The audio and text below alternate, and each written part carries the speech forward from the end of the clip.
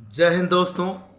मैं सूबेदार रोहताश यादव, ऑनरी सूबेदार मेजर।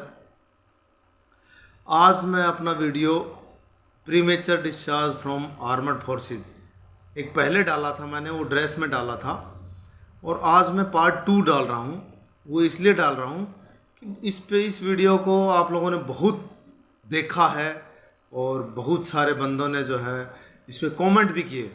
बहुत अच्छे अच्छे कमेंट भी आए, लेकिन कुछ एक आदमी जो कि हर साइड में होते हैं उनके कमेंट नॉर्मल भी आए, बुरे भी आए। 1-2% ने बुरे डाले हैं, बाकी अच्छे ही आए। बट मैं अपना एक्सपीरियंस और उसके मुताबिक बहुत सारे कमेंट आए, उनका आज इस premature discharge from armoured forces part 2 में सभी भाइयों का जवाब दे देता हूँ। दोस्तों, मुझे बहुत अच्छा लगा, आप लोगों ने कमेंट किए, मुझे खुशी होती है उससे कि कम से कम बहुत सारे फौजी भाई देख भी रहे हैं और उनको पता भी लग रहा है और अच्छी बातें हैं। मैंने पिछले वीडियो में बताया था कि बहुत ऐसा नहीं है कि सारे ही गरीब आदमी जाते हैं फौज के अंदर, लेकिन नॉर्मल परिवार से ज़्यादातर जाते हैं और गरीब परिवार भी ज़्यादा जाते हैं। बहुत अच्छे आदमी ऐसे भी हैं जो लैंडलॉर्ड घर से जाते हैं, जो गलती से फौज में भर्ती हो जाते हैं, उनकी परसेंटेज 1 से 2% है। तो उनको नहीं माना जा सकता कि भाई सारे ही बहुत अच्छे परिवार से जाते हैं। नॉर्मल परिवार से फौज एक ऐसा मतलब हमारे लिए एक नौकरी ऐसी है कि नॉर्मल ग्रामीण परिवार के अंदर एक फार्मर का, खेती करने वाले का बच्चा, एक मजदूर का बच्चा, एक कंपनी में काम करने वाले का बच्चा, नॉर्मल परिवार का बच्चा जो अपने अच्छी तरह से गुजर बसर कर रहा है, उनके बच्चे फौज में जाते हैं। कोई बहुत बड़े लैंडलॉर्ड के 1 से 2-4% जो हो सकता है गलती से चले जाएं, उनके लिए मैं नहीं कह रहा हूँ।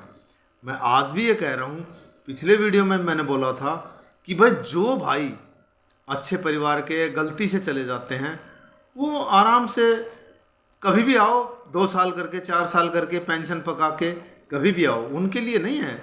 ये वीडियो सिर्फ ऐसे बंदों के लिए है जो बंदा नॉर्मल परिवार से है और गरीब परिवार से है, किसान का बच्चा है, क्योंकि वही बच्चे ज़्यादातर फौज के अंदर जाते हैं।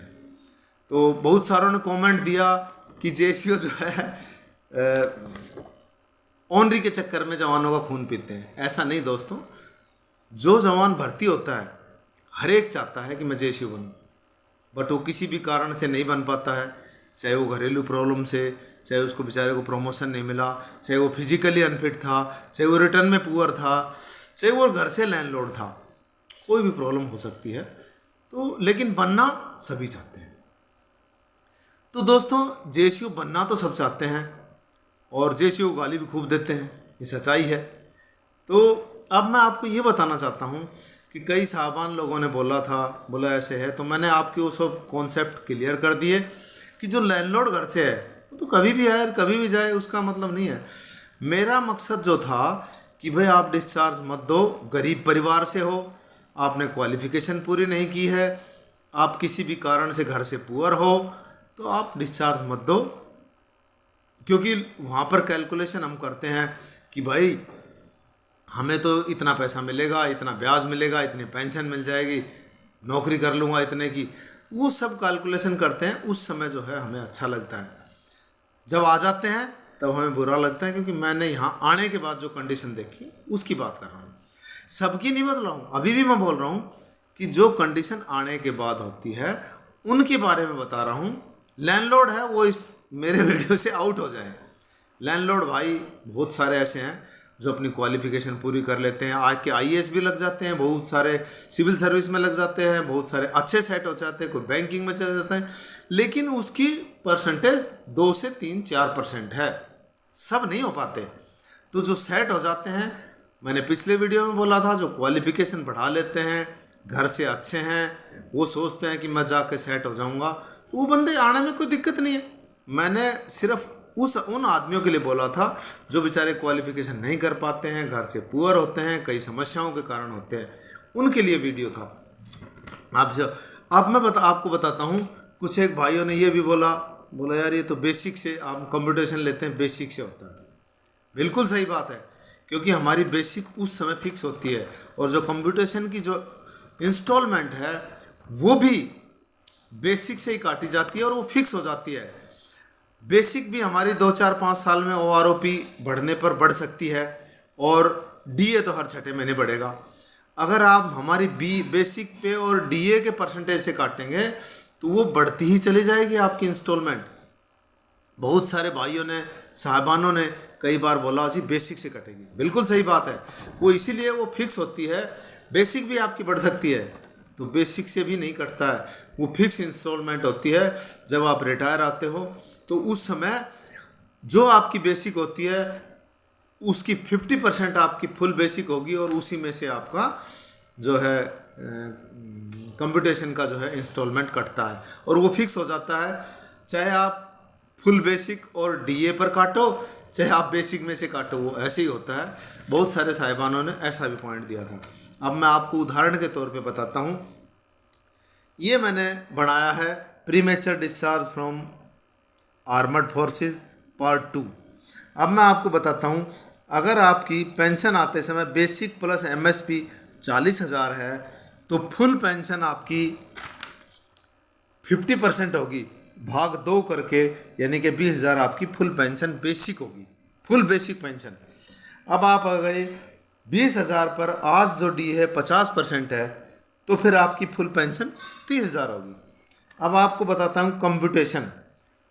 फुल पेंशन 20,000 थी, आपने 40% ले लिया, तो 40% मीन्स 8,000 रुपया आपका कटना शुरू हो गया। अब आपकी कितनी बच गई? 12,000। अब 12,000 DA आपको 20,000 पे मिलेगा फुल पेंशन पे, 12,000 plus DA on full pension 20,000 पे आपको DA मिलेगा, 50% आपका 10,000 हो गया। टोटल पेंशन आपकी 12,000 प्लस 10,000 22,000 होगी। अब दोस्तों आप इसको भी कैलकुलेशन करते हो, क्योंकि ये आपकी 8,000 फिक्स हो गई, फिक्स इंस्टॉलमेंट है, तो 20,000 पे आप 50% DA लगाते हो तो 10,000 आपका DA हो गया, 30 हो गया।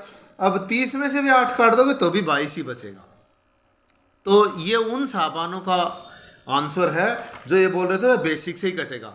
अब ये बेसिक आपकी OROP 1 2 3 4 जो भी होगी उसके अंदर बढ़ सकती है, लेकिन इंस्टॉलमेंट फिक्स हो गया, और उस समय आपकी बेसिक फिक्स थी, इसलिए इसी बेसिक से काटा गया। इसलिए आप बेसिक प्लस DA लगाओगे तो भी 8,000 रहेगा, और बेसिक से लगाओगे तो भी 8,000 होगा। तो उन साहबानों का ये उत्तर है जो ये बोल रहे थे भाई बेसिक से ही कटेगा। बिल्कुल सही बात है, लेकिन इंस्टॉलमेंट आपका फिक्स हो गया, उसी समय किया, इसलिए आपकी बेसिक से काटा जाएगा। DA हर 6 महीने में बढ़ता है। अगर आपकी बेसिक और DA में से निकालेंगे तो क्या होगा, आपका 40% भी बढ़ता ही चला जाएगा। तो उन साहबानों के लिए ये उत्तर दे रहा हूँ। अभी आ गए आप कंप्यूटेशन फॉर ऑन बेसिक पे प्लस DA। अच्छा, पेंशन आने वाले को DR मिलता है, डियरनेस अलाउंस, और पेंशन उस समय जब आप सर्विस में होते हैं तो DA मिलता है, डेली अलाउंस। वो घटता बढ़ता रहता है, आपकी इंस्टॉलमेंट जो उस समय फिक्स हो जाती है।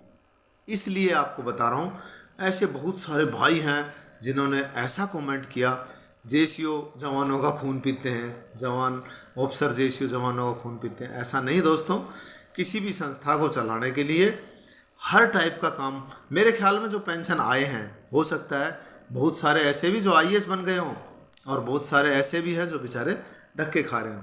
धक्के खाने वालों की संख्या ज़्यादा होती है, इसलिए बहुमत का आंकड़ा लिया जाता है। दोस्तों आप अगर लैंडलॉर्ड हैं, कुछ एक आदमी ने ऐसे लिखा कि ये JCO ऐसे ही बोलते हैं, हम तो बहुत अच्छे सेट हैं, आकर के कोई बैंक में लग गया, अच्छी बात है, लेकिन ऐसे बंदों की परसेंटेज कम होती है। मैंने अपने ज़िंदगी का, अपने सर्विस का आने के बाद जो तजुर्बा बताया है वो उस वीडियो के अंदर, ड्रेस के अंदर डाला था। तो इन सब भाइयों के लिए ये बताने का मकसद था मेरा, क्योंकि हर आदमी की अलग अलग परिस्थिति होती है। ऐसे आदमी हैं जो बेचारे आके फिर गार्ड की ड्यूटी ढूंढते हैं, ऐसे भी JCO हैं जो गार्ड की ड्यूटी ढूंढते हैं, ऐसे भी हैं जो ग्रुप D में नौकरी करते हैं, ऐसे भी हैं जो IAS अफसर बढ़ जाते हैं, ऐसे भी बेचारे 10-12 हज़ार में कहीं कहीं जो है चौकीदारा करते हैं। हर टाइप के आदमी हैं, तो ऐसे आदमी आपको ज़्यादा मिलेंगे, उनकी परसेंटेज ज़्यादा है जो सेट नहीं हो पाते। अब रही बात गवर्नमेंट सर्विस की, दोस्तों एक्स सर्विसमैन का 10% कोटा है और 10% कोटे के आप 1000 पेंशन आते हो तो 100 आदमियों को नौकरी मिलेगी, वो भी उस 100 के 1000 के अंदर कंपटीशन में 100 में आएगा। मानते हो इस चीज़ को? तभी उसको नौकरी मिलेगी। जब आप 100 में नहीं आ पाए और 1000 के अंदर आपका रैंक जो 200वां है तो आपको नौकरी नहीं मिलेगी। कहीं आप सोच रहे हो कि आकर के सरकारी नौकरी मिल जाती है, यार मैं जाऊंगा तो पेंशन इतनी मिलेगी, सरकारी नौकरी कर लूँगा 20-30 हज़ार की और मुझे कहीं ना कहीं मिल जाएगा। कहीं क्लर्क में भी हो गए तो आप 1900 ग्रेड में जाओगे, हो सकता है आप प्रमोट हो जाओ, हो सकता है आप IAS अफसर बन जाओ। मैं नहीं बोल रहा कि आप अच्छे सेट नहीं हो सकते, लेकिन ऐसे बंदों की जो संख्या बहुत कम है। इसलिए मैंने वो वीडियो डाला था, मैंने अपनी ज़िंदगी का तजुर्बा बताया था, क्योंकि मेरे साथ रेलवे के अंदर बहुत सारे बंदे थे। मैंने उनको ये बोला कि आपकी वहाँ 1 लाख तनख्वाह थी, यहाँ 30-35 हज़ार में क्या करोगे? फिर वो आकर के दुखी होते हैं। इसलिए मैंने उस वीडियो को डाला था। और अगर कोई भाई बहुत अच्छा सेट हो जाता है, बड़ी अच्छी बात है। अगर आप IAS अफसर बनते, मुझे खुशी होगी कि एक एक्स सर्विसमैन IAS अफसर बना। मुझे खुशी होगी कि एक एक्स सर्विसमैन जो है, आप बैंक के अंदर लगते हो तो आपकी वही बेसिक पे, सिर्फ एक बैंक ही ऐसा डिपार्टमेंट है जो आपकी लास्ट बेसिक थे उससे स्टार्ट करता है। तो बहुत सारे बंदे चाहे वो क्लर्क ही लग जाए बैंक में तो मैनेजर से भी ज़्यादा तनख्वाह लेते हैं। मेरी आपसे विनती है, मैं आपको उस समय भी बोला था, आप क्वालिफिकेशन पूरी करके आप आ सकते हैं। प्रीमेचर डिस्चार्ज मेरा मतलब कहने का मतलब ये है, आप 15 साल के अंदर आपने MA BEd सारी एजुकेशन कर ली। हम वैसे तो ग्रेजुएट माने जाते हैं फौज से, जब रिटायर आते हैं ग्रेजुएशन की डिग्री हमें मिलती है। बट जब हम आते हैं, हम उस कंपटीशन में तो बैठ सकते हैं। क्या हमारी तैयारी है उस कंपटीशन के लिए? तो हम प्रिपरेशन अगर वहाँ से करके आते हैं और हम करें तो बड़ी अच्छी बात होगी। और आप अच्छे हैं, बहुत अच्छे हैं, सेट हो जाते हैं, तो मुझे उससे नुकसान नहीं, कोई दुख नहीं है। मैंने सिर्फ वो वीडियो इसलिए डाला है कि कोई भी बंदा जो बेचारा गरीब परिवार से है, जो बेचारा कुछ नहीं कर पाता है, जो एजुकेशन पूरी नहीं कर पाता है, जो आकर के ये देखता है यार मैं तो कुछ करूँगा, तो ऐसे बंदों के लिए डाला था कि आपको अगर प्रमोशन मिलता है तो आप वहीं पर करें, यहाँ आने की चेष्टा ना करें। क्योंकि जब आपकी सर्विस पूरी हो जाएगी या प्रमोशन नहीं मिलेगा तो आपको आना ही पड़ेगा। जब आप आकर के वो सारे काम तो आप आके भी कर सकते हैं। तो मेरे वीडियो का premature discharge from armoured forces part 2 डालने का मतलब यही था कि आप सभी को उत्तर देना। बहुत सारे बंदों ने अच्छे अच्छे कमेंट दिए, ज़्यादा परसेंट ने अच्छे कमेंट दिए, लेकिन कुछ एक भाइयों ने ऐसे भी कमेंट दिए कि JCO जो है जवानों का खून चूसते हैं या ऑनरी के लिए जो है ऐसा करते हैं। ऐसा नहीं दोस्तों, आप घर के अंदर माँ बाप होता है, ऐसे ही JCOs भी फौज के अंदर एक जवान के लिए माँ बाप का दर्जा अपनाते हैं। आप कभी भी देख लेना, कोई भी JCO गलत गाइड नहीं करेगा। हो सकता है 1-2% हो, लेकिन ज़्यादा परसेंट आपको अच्छी गाइडलाइंस देंगे, अच्छे तरीके समझाएंगे। वो जितना जानता है वो उतना ही बताएगा। 1-2 बंदों ने बेचारा ने ये भी बताया कि सर मेरी 11 महीने की जो है सर्विस थी, क्या मुझे पेंशन मिलेगी? दोस्तों, अगर आपने कसम परेड खा लिया था, कसम परेड लिया है, ग्रीन ड्रेस आपकी हो गई थी और आपको फौज ने भेजा है किसी भी कारण से मेडिकल अनफिट करके, तो आपको पेंशन मिलेगी। उसके लिए आपको जाना पड़ेगा, कार्रवाई करनी पड़ेगी। तो ये सभी भाइयों का जवाब है। कोई भाई मेरे से नाराज़ हो तो क्षमा करना। मेरा आज के वीडियो का यही मकसद था कि सभी के जवाब मिल जाए। कमेंट जो आप लोगों ने दिए, बहुत बहुत मेहरबानी। आप लोगों ने वीडियो देखा, तकरीबन 43,000 आदमी ने ये वीडियो देखा है और तकरीबन हज़ारों मेरे पास कमेंट आए। मुझे बहुत अच्छा लगा। आप कमेंट देंगे, आपके कमेंट से कुछ ना कुछ जानकारी भी मिलेगी, नॉलेज भी बढ़ेगी और मुझे ये तजुर्बा मिलेगा। मेरे वीडियो से भी मुझे बहुत अच्छा लगेगा कि भाई इस भाई ने कम से कम मेरे वीडियो को देखा है और पता चला है, उससे मेरा हौसला बुलंद होगा। जय हिंद, जय भारत।